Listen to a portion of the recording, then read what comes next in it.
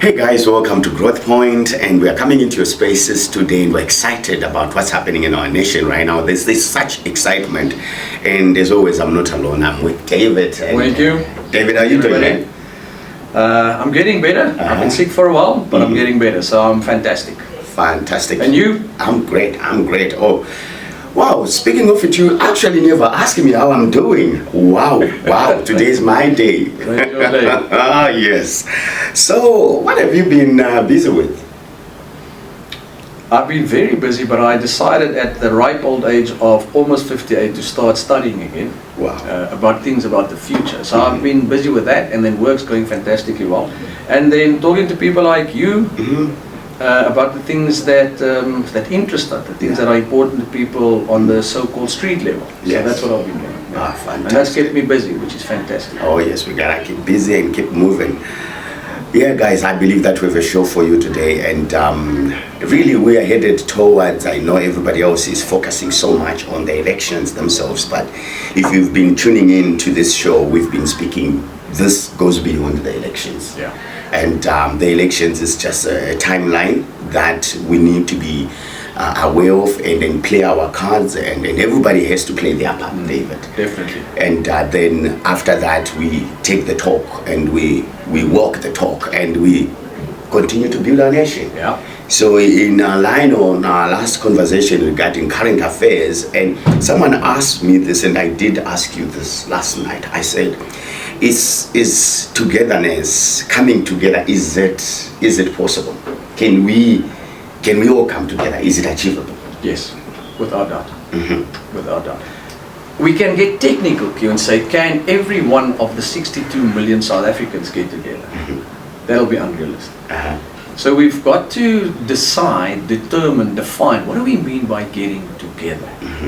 Now, one of the challenges that we have in South Africa is that we are not standing together for similar things. That's it. And I'm mindful of not saying the same things. Yes. Because I'm 57 and you are a young 41. What you see as things that you want to work towards, and what I see are not the same, but they're similar. Things like a safe environment, Yes. access to a job, being able to take my kids to good schools, have running water. We all want those things. Yes. How we get there, that might differ, but at the end of the day, that's what we want. When we go to a restaurant, we want to sit next to each other? No, we can sit opposite each other, doesn't matter. We sit in the same place, we have access, there's safe parking. So when we say, can we come together? Yes, I'll give you 2-3 examples, and they're all sport related. Yes. Cricket World Cup, see how we come together. Go to sporting matches, see how we come together. So, Yeah. Rugby World Cup, Oh yeah. Bafana, Banyana. So the whole country unites behind them for the purpose of, we want them to win because it's our boys. That's it's it. our people. So can we come together? Yes. Are we coming together for, let's call it, for the benefit of everybody? And benefit doesn't necessarily mean I get what I want exactly in the way that I want. That's not what we mean. We're just saying that we're all moving in the same direction, and that when we get to that tree one day, there's enough shade for all of us to fit in. Some of us might have our feet in the sun. Some of us might sit next to the tree, but it doesn't matter. We all are there for similar, if not same reasons. So can we get together? Yes. Wow. So I want to just sort of like move on that thought in terms of, you mentioned sport, and I want to bring common goals. What are some of the common goals as a nation must we begin to embrace or begin to actually speak about? Because what I've seen in the last few years, we speak about a lot of stuff we don't want to see, but we hardly speak about what we actually want to see. What are some of those common goals as a nation should we start talking about?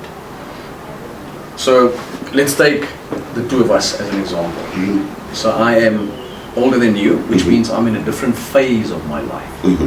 You are in a different phase of your life. My business partner, for example, we have the same business, we own the business, but he's 5 years younger than me. My daughters, one of them is now final year of university, the youngest one. his daughters start varsity now. So let's go back 1 year. Yes. 1 year ago, he wrote matric. So think about what his life looked like versus my life, Yeah. and how we spend our time. Very different. But part of that was the fact that we also run a business together. Yes. So, and the purpose of the business is we want to create jobs, and so it comes in.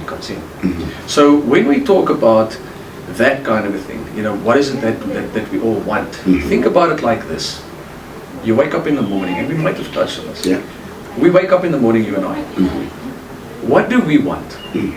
We come from different worlds, and this applies to everybody in the world. True. Doesn't matter if you're a beggar, if you're the CEO, doesn't matter. You wake up in the morning, and you want to be in a safe environment. You want to be in a warm environment, or a cool environment, depending on the heat we've had over there. You want access to clothes. Yes. You want to be able to eat. You want to be able to walk out the door and your car will still be there. Or your public transport will still be there. Yeah. Because you know, let me deviate there quickly. It's an interesting thing out in South Africa. Everybody wants to drive cars. And then I speak to people in places like Paris and London and say, oh no, I don't want a car. There's no parking. So also, again, what's the common goal? But the point is they want to be able to walk out their door and have access to transport. That's it. We want access to transport. And because of situations, we have access to transport, but it's different. Yeah. So, but to do what with that transport? Well, to have access to get onto a road Yes. that is in good condition. Good condition. And then we want to go to work, but maybe on the way to work we want to drop off our kids at school. Yeah. So then I go to work, then I want to work in a fair environment where the business is allowed to pay fair salaries, not enforced salaries. Yes. And then at the end of that day, I would like to go home. And I would like, on my way home, to have access to a store where I can go and buy food, or from a store market next to the road. Yeah. Is that different for us? So it's the same thing. Yeah. So when we talk about those things, we start to understand, but we want the same things. Whether you are in South Africa, or in America, or in Japan, or in Russia, those are the things we want. We want the basics first: shelter, food, I want safety, those kind of things. I want protection. That's what we all want. Then human nature will come in and say, okay, now I want more. But that's not the purpose of this discussion. Your question was, in the very beginning, can we come together, can we be united? In those things, yes. The problem is that politicians and people with specific interests want us to focus on what they want. Yes. So notice, what they want. So they get us to focus on this and get behind them and support them, and they get what they want. And what happens to us? We just their supporters. We don't get. So it's about, what do we want? We want the same things. Yes. We want the same things. We want clothes. For example, I prefer not to wear branded stuff for no apparent reason. I just don't. I think if you pay Federer to wear a shirt, you should pay me as well, but nobody wants to. So, but I might like to wear this kind of a shirt. You prefer, but we both want a shirt. So common goal, how we get there is different. We both want to go to a store where we can buy the shirt with money that we earned in a job. I do my job, you do your job. So it's because of that, Q, that I said we can unite. We should unite. And in order to do that, we need to understand what it is that we need to unite for. What do we want? And in South Africa, amongst the 62 million people, there's a lot more that we want that is similar than what we don't want. Exactly. So we're going to have to start making noise about what is right. Now that's another interesting thing, because if you don't get what you want, pause. We've got to define want. We have to define want. That's it. Because what I want is not necessarily what I deserve. Because what I deserve are the things that I work for, that I earn. So if you want more money, you've got to go and do stuff to get more money. That's it. If you want another shirt, you've got to do stuff to get another shirt. So it's not about getting your wants. But if I know what I want, for example, I want a South Africa where everybody is safe. Is that white or black, young or old, Portuguese, Chinese, English, Afrikaans, Sotho, Zulu? No, we all want that. We all want that. Wow, I love that, David. As you were speaking in terms of what you want as opposed to what you deserve. I think one of those things that have derailed us in the past as well is this mindset of entitlement, where you want something without working for it. You want something, and if you don't work for it, then you tell yourself that I'll either get it by force or by violence. But that's not what we want as a nation. We want to be unified under a common goal. So we have elections that are coming, and you spoke of this, say, go and understand what each party stands for. Yeah. What are they selling? Is what they are selling what you want to buy or not? That makes things easy. But I don't think people actually understand that voting is their constitutional right. And I want to, David, I'm 5 years old. Please help me. I'm 5 years old. Please help me. What does it mean when people say it's my constitutional right? It's a very good question, and we can go in very deep and very technical and very high pedantic words, but let's explain it like this. To live in this country, let's focus on South Africa, we have certain responsibilities. Yeah. The problem is, Q, that most times, most of us start with my rights, Yeah. rather than saying, I have a responsibility. Because here's the thing. Imagine a country where there are no politicians. Yeah. Who's going to run the country? Who's going to take the decisions?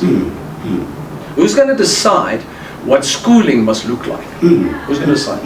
Who's going to decide at what age do you go to school? At what age do you go from primary to high school? Do we do away with that? Do we have one school now across, and do we start school at 3 and we end at 23? Somebody needs to take those decisions. Yeah. So we need people in leadership positions. So with that as the background, we as people need to say, okay, but I want schooling for my kid, Yeah. both the environment and then somebody needs to make a decision. For example, in South Africa we've got many languages, but we're not unique. Yeah. There are other countries with many languages as well. But somebody needs to make the decision and say, guys, is it practical to have 6 languages, 30 languages, doesn't matter. Is it practical? Or do we say we make it fairly unfair on everybody? Yeah. I come from an Afrikaans background. You come from a different background. So, and then we say at some point we both are treated equally unfair because now we have to start learning in English. Yeah. We both at a disadvantage, but we both start at the same place. Yes. Somebody needs to make that call. Is it going to be popular with you and me? No. No. Because I want to be taught in Afrikaans. Yes. You want to be taught in, what's your language? Anything, Zulu, Xhosa, anything I want. That's it. So let's say it's Zulu. So you want to be taught in Zulu. Is it practically possible? No, it's not. It doesn't matter how South Africans jump on. But there's a long-term view as well. When we're grown up, are we all going to be speaking in different languages, or is there, let's call it, one business language? Now we get technical. Yeah, but in South Africa, it shouldn't be English or Afrikaans, we should. It's not practical. It's not. Somebody needs to make that decision. Now, how do I link that with our responsibilities? We have a responsibility to ourselves and our future, and our children's future, to choose people, pick people, Yeah. vote for people, that we say, that person will, from what I've heard and seen and their behavior in the past, they actually do have my best interest at heart. Now you feel the same about the same person, so now we both vote for that person. So our responsibility first and foremost starts with, what do I want? Like we say, I wake up in the morning, think about what you want. I wake up in the morning, what do I do, what do I want until I get home again this evening, I go to bed. Those are the things that you want. We've agreed that, well, we kind of like want the same things. Now, in order to keep that going, but also to get things different, better, more or less of, because there's stuff that we want less of as well, we have a responsibility to say, okay, what do I do to create that? What do I do? Not what does he or she or they do. So before you get to the Constitution, you must understand that with the Constitution comes a responsibility. Because here's the thing. The Constitution says, I can say to you whatever I want. Freedom of speech. I have the right to freedom of speech.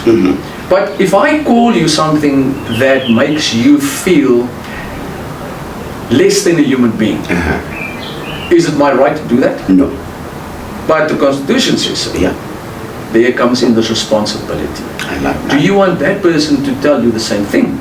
And the answer is going to be no. Yeah. No, but answer is going to be no. So the responsibility starts with, okay, when I exercise this right, so when I as a 5-year-old go to my 5-year-old friend and I swear at them, or I punch them, or I steal their things, do I want them to do the same thing to me? Do I want them to do the same thing to me? The answer is no. But we say, but I have a right. I have a right to something. You don't have a right to steal it. So now we come in with that other thing that we spoke earlier about. You get what you deserve and work for.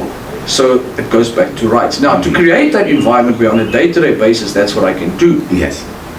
There has to be a way that we protect both our rights. We do that through something called the Constitution. Yes. So the Constitution says, Q, you have the right to say whatever you want, but you have a responsibility to not hurt and harm people. That's good.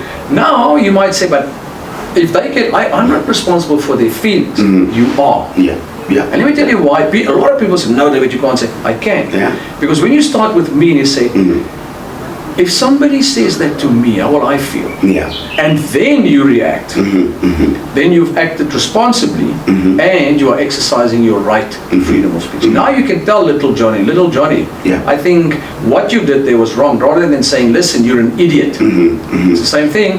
Yeah. Yeah. Yeah. But now I have the right to free speech. I have the right to say what I want, as long as I don't harm somebody else. Wow. So that's the Constitution. There are other things in the Constitution, many things, like you have right to certain things. Yes. But behind every right, you also have a responsibility. Yes. Because if I say, no, I have the right to a house, that is not true. You don't have a right to a house. So we also need to educate ourselves. So we come back to what's the Constitution and our rights? Well, what is it that you're asking? Yeah. What are you asking? People once said to me, I have the right to, on my religious day, to do all these fireworks. And I gently said, no, I think we misunderstand each other. You don't have a right to do that. Because there's a law that prohibits that. Yeah. Yeah. And the law, the biggest law, most important law to a 5-year-old in our country is the Constitution. Yes. So, no, you can't just walk anywhere and set off fireworks. Yeah. So you might think that's all right, but because you didn't start with you and you didn't educate yourself to find out, okay, but what does it really mean for me? Yeah. Yeah. Well, you don't have a right. So again, the Constitution, first and foremost in my view, says you have a responsibility to make sure that you don't infringe on Q's rights, as opposed to saying, Q, my right. Yeah. Wow. David, this is, as a 5-year-old, that's it. I got it. But there is something that I also just want to add there, which is you touched it as you were explaining about the Constitution being the highest law that governs us as a people. Yeah. And some time back we spoke about that. Above that Constitution, there is also the moral, sort of like moral law, which you touched again to say you have to ask yourself, would my neighbor be happy or be at peace if what I'm doing to them is done to me? Because in certain areas or nations, they have a constitution that will say another gender is less than another gender, or you can kill another gender, or you can oppress another gender. So if we hide behind the constitution, then we are moving ourselves from being human beings. We're not taking what you said, responsibility for who I am. There is a constitution that governs us, but we are also human beings. Yeah. We come down to the space that, what do I want? Yeah. Yeah. What I'm doing to David, would I want it to be done to me? And that's the question, Q, for all of us to answer. When we vote, when we drive, when we eat, when we sit at home, is to say, if what I'm about to do, and if it involves other people, if what I'm about to do infringes on you, if it hurts you in some way or another, I should not do it. It doesn't matter what my rights are. Yes. Because what happens when you practice your rights in exactly the same way? Yes, I like that. So good people are not necessarily governed by a constitution, but they're governed by a higher moral code. Is that what I you're saying? agree with that statement broadly, because what the Constitution does is it doesn't look at religion, it doesn't look at culture or anything. It says as human beings, Yes. doesn't matter who you are, Yeah. how can we be as fair as possible, giving situations at that point in time to everybody. Yes. Because remember, it's impossible to always be equally fair to everybody all the time. That's it. It's equally impossible. We can't do that. Yeah. A good example of that is, if you want to buy something, you've got to work for it. Now people say, yeah, but we don't have access to the same job. Yeah. I'm saying that there is always going to be some form of, let's call it, unfairness, discrimination. True. Because remember, we discriminate because I don't like your glasses. Yes. That's discrimination. Yeah. We also think in South Africa that discrimination is about black and white. Discrimination is exactly what you said. No, I don't like that gender. Yeah. Or I don't like your shirt. That's discrimination. Yeah. So the point there, Q, is that we have to understand that the Constitution tries, laws try to make it as fair as possible for everybody. And inside of that, you and I have done this, we've read about the past. It's driven by, let's call it, values. Don't kill somebody. Yes. Don't hurt. Don't steal. Yes. Don't lie. Those are values, and the Constitution does that. It says, okay, I'm going to protect you against people lying. Yes. But I can't prevent them from lying. That's it. I'm going to try and protect you. That's it. I'm going to try and protect you from being murdered, but I can't stop it from happening. But I'm saying that should somebody get murdered, doesn't matter who they are, Yes. then equality must be applied in terms of the law. Yes. If I get injured because of your actions, and now another person and another person, and by another person and another person, do we treat everything as equal as possible? That's the intention of the Constitution. That's the intention. So for example, I'm a 5-year-old. I'm in the sporting field, you and I play with a ball. I kick the ball and it hits you in the face. I've just injured you. Yeah. No, my actions led to you getting an injury. In this case, it's an accident. Or I take the ball out of anger and I throw it in your face. I've still injured you. Can you see the difference? True. The Constitution tries to say, guys, let's be fair. One was an accident. This one was really malicious. So for this one, there needs to be consequences. On this one, sure, we've got to take into account what happened. Yes. Similar end result, but how we got there, very different. So the Constitution says, let's treat both fairly. Wow. No, I love that. And I think as we go forward, it's very important that we take the responsibility. And it is said widely, really, that South Africa is one of the strongest constitutions around the world. It's recognized globally. We've got one of the best constitutions. Yeah, and I believe that as much as we are all focusing, David, on the elections, I think let us focus in ourselves. Do you agree with that?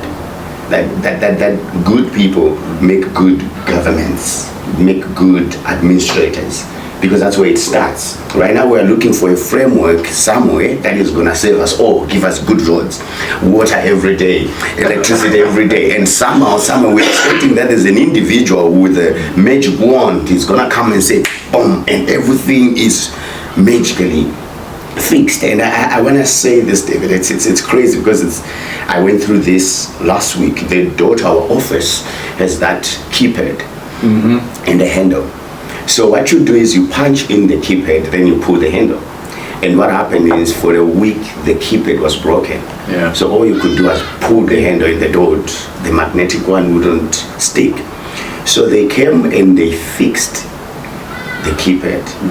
They didn't tell us they fixed the keypad. So everybody that was coming, they were using force. They told themselves, this thing does not work. So with so much force, they kept pulling it hard. In no time, the door was broken again. It's the same thing. I'm not all coming to the party and understanding what we need, the common goals. And you're not telling me that the keypad is now working. Don't exert force. We will find ourselves back to where we were before. You raise an interesting point, Q, because it's also not just about people telling us that it's working, but that we see it's working and experience it's working. Because, let's take that a little bit further. This morning I take my car in for a service, so I took an Uber here, and the gentleman in the Uber was the same age as me. So now you've got a black guy and a white guy in South Africa, same age. And we're chatting. So I said to this person, who please give me advice. Mm-hmm. Who do I vote for this year? Yeah. And he said, I can't tell you who to vote for, Mm-hmm. but I'll tell you this. You have to vote for change. Uh-huh.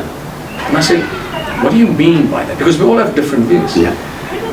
And he said, well, people keep on telling us that the door's open, Uh-huh. but it's not. Yeah. But they tell us it is, Mm-hmm. but it's not. Mm-hmm. So when they tell us, Uh-huh. they also need to show us that it's open. Wow. So that when I pull that door, Yeah, it yeah. is open. Wow. And he said, people are telling us, David, Mm-hmm. but it's not open. They are telling us, okay, tomorrow it'll be open. Uh-huh. But then we get there and it's not open because they didn't fix it. Yes. So your door story is actually very good. Uh-huh. Because as human beings, we will listen to people, Mm-hmm. take their word for it. Because by nature, we trust people That's it. from the first step. If you say to me, you're going to do something, I trust you. Yeah. But what this gentleman said to me is, he said that we've been trusting people for too long. They've been saying to us, no, we will. Mm-hmm. We will fix the door. Yes. But they didn't. Uh-huh. And then they said to us, no, but it's working. Yeah. But it's not working. So we keep on pulling on this door, David, and we're pulling on this door, and we're pulling on this door, and things are getting broken. Yes.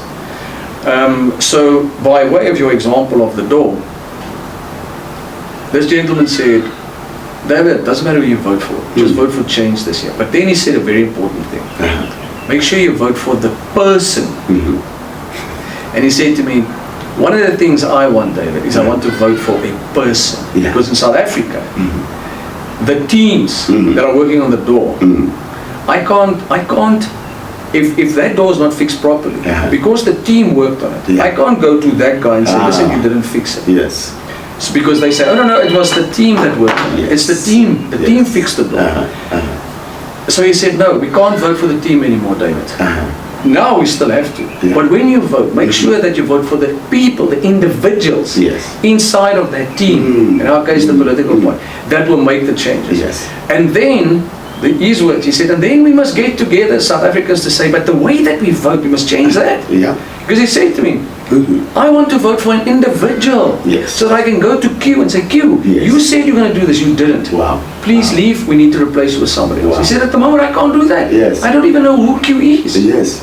So, yes, we must get the door fixed. Mm-hmm. But we, as South Africans, must do something. We must phone the team. We must phone somebody to say, please come and fix the door. Yes. Then I must know who the person is that fixed the door. Mhm. So that when it works, I can go, well done, I will call you again. Yes. I'll vote for you again. Yes. But when it doesn't work, Mhm. I need to say, I'm not going to call you again. I'm not going to vote for you. I'm not going to try somebody else. Oh, wow.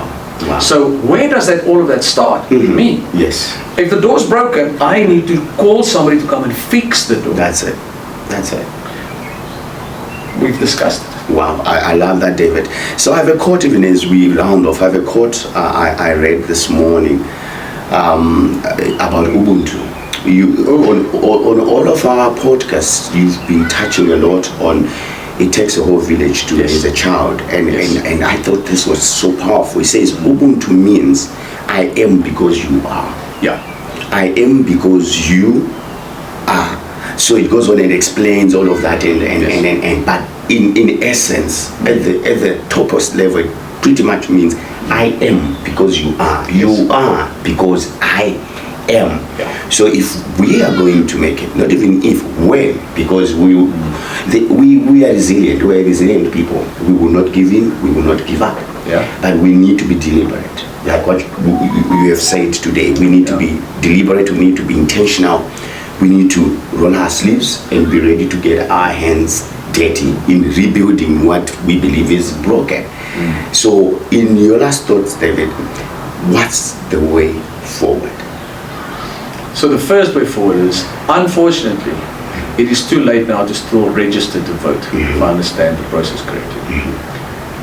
Fortunately, whoever registered and is still registered, and it's simple. You Yeah. go on to the IC's website, put some information in, they tell you immediately, yes, you are registered, and they tell you where you vote. Yes. So the first thing is, for now, for the change that we need, so Yes. that we can hold people responsible and accountable, all of us, for the future that we want, Yes. is to go and check that you've registered. Find out where you can vote. That's the first thing. The second thing is, go and vote. Yeah. Every 4 years we vote. Yes. 5 years. 4 years, 5 years. It is, in my view, the single most important thing that a human being in a democracy can do for their own future. Yes. Wow. Because then I say, okay, I've taken responsibility for my life by saying what I want is at the moment promised to be by that individual, not a party, not a team that fixes that person. And because of that, I'm going to vote for that person. Then I've done my bit. But then I need to hold you accountable and responsible. Yeah. So during the course of the next 4 or 5 years, when things work, I go, well done, Kiwa. Wow. We need to say well done. Yes. When it doesn't, because it will not. We must understand it's not perfect. I must go to you and say, this, that's not working. How can I help? What can we do to help to solve it? That's it. So, summarize. Check that you vote, you're registered for voting, and go and vote. If it rains, stand in the rain. That's it. We grew up playing in the rain. Why are we scared of it now? It's if it's hot, take a bottle of water. It's worth it. If it's cold, take a jacket. I have personally seen how people in voting queues, doesn't matter who they are, where they come from, will huddle together in the cold, will buy each other a cold drink, will climb in their cars and bring somebody back for people in the queue. You asked about, can we get together? Watch people behave in the voting queues. South Africans come together in a voting queue. Yes. So, summary, go and vote this year. That's it. And I have a particular request to the young people. We need young people. We don't need 60, 70, 80-year-olds in Parliament. We need you, the young people of this country. That's it. Because I rely on you to help me to create a future for me and you. Yes. And if you don't participate, you're going to end up with what I deem is important for my future, and you're going to have to fit in. Go and vote. Yeah. Wow. David. Wow, that's all I can say. Well, guys, this has been Growth Point, and as always, I believe we served the food today, especially hot and chili. Little chili. Yeah, whether you eat it or not is really none of our business. You continue loving each other, protect each other, and we will see you next time. Cheers.